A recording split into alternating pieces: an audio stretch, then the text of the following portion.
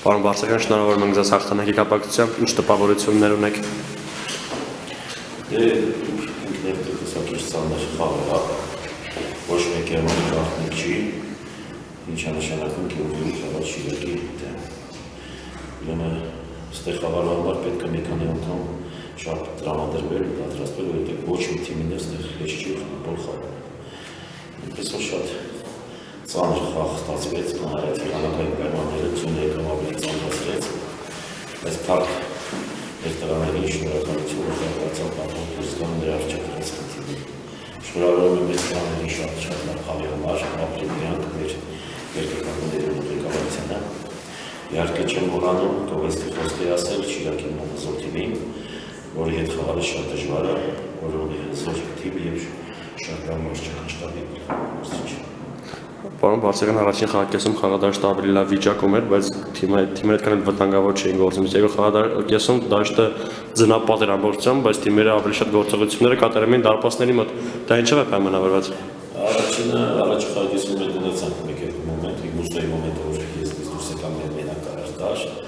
այդպես մի հատ պահ ունեցանք, բայց երկրորդ խաղակեսում երբ որ ձունը եկավ, արդեն դաշտը սահում էր,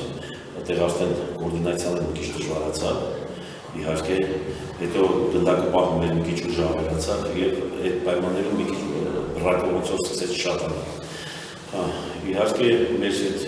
գոլերից հետո էլ արդեն Շիրակը սկսեց ճնշում գործադրել մեր վրա, երկար փոխանցումներով շատ դժվար է, դրա համար երկկողմանի մեկ էլ հակահարձակումով սկսեցինք խաղալ։ Ունես ստացված որ երկու դափնեցներին էլ շատ եղավ վտանգավոր բայր է, որ այնպես որ շնորհակալություն բոլորից հետ Տևական ժամանակ Անդասար Կապանը չէր կարողանում Գյումրիում հաղթանակ տանել։ Վերջին անգամ Կապանյան թիմը Գյումրիում հաղթել է 2013 թվականին։ Ինչն էր պատճառը, որ այսքան ժամանակ Անդասարը չէր կարողանում հաղթել։ Պատճառը, որ Գյումրիի Շիրակը ուժեղ թիմ է, այդ պատճառը։ Այսօր էլ ուժեղ թիմ է, դա պատճառը։ Սկիզբը հենց ասեցի, որ այստեղ հաղթել է կամ անտարապես խաղալ է հեշտ չի ոչ մեկի համար։ Եվ բարձր եղանակային պայմաններ, եւ երկրպագուներ նայեք ոնց են երկրպագու մարդիկ, իրանց թիմն է, ու դա գովելի է, դա ցանկալի է, որ ամեն տեղ լինի, մեր մոտ էլ այդպես ծաղուկ չի խաղում։ Այնպես որ բայ ուստեղ դժվար է խաղալը։ Երկրորդ անհատ մեջ խաղը գտարվինք, ունեցած պրոբլեմներին անընդհատ պրոբլեմներ են գումարվում։ Այսօր էլ խաղից առաջ խաղացող գործերեցինք, վերջի պահին փոխեցինք կազմը, Սերբ կիսապաշտպանը խնդիր ուներ,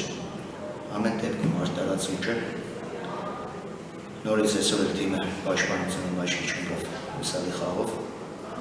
այդ պաշտպանության ամստախաղին կարծիքովս փոխանցվում է նաև արշերի գծի խաղացողներին։ Խաղի սկզբին ունեինք լավ պահ, այդ դերբակում Վահանը նստախաղով աշի չընկավ ու զարմանալիորեն շատ վատ որոշում կայացրեց։ Այդ ամեն ինչին քիչ թե շատ առաջի խաղակեսին ստացվում էր, կային պահեր կարող էինք գոլ խփել։ Երկրորդ խաղակեսին էլ չգիտեմ կարելի էր ֆուտբոլը անվանել թե չէ եղանակային պայմանները, այլև ուրեմն ծոն դժվար էր արդեն։ Ամեն դեպքում մեր ստանդարտ տերություն էր բանգունային երկու գոլ ստանդարտների ժամանակ չկարողացանք հստակ պաշտպանենք։ Այս պահին երկու շաբաթ ընդհանրապես ժամանակ ունենք։ Հուսով ենք են վնասվածք ունեցող ֆուտբոլիստները